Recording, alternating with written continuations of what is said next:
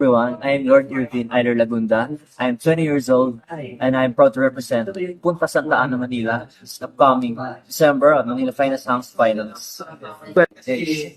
I can 101% say that I'm the youngest among all the candidates. And with that, I can still, pwede ko pa rin ilabas yung kumpiyansa na meron ako. Kaya kong tapatan yung paghahanda nila lahat kahit despite of my age. That's it.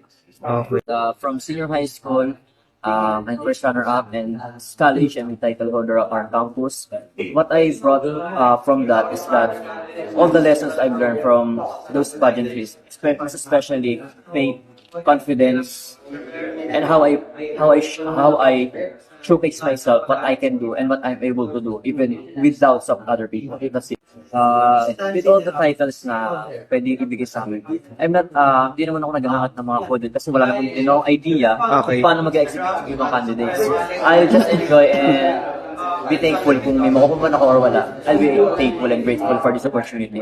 Okay, so since we are all living in an innovative world and digital world, I'm going to use my platform, my social media, which are Facebook, to encourage my fellow youths, students, to take care of their body, take care of their health, and showcase their talents.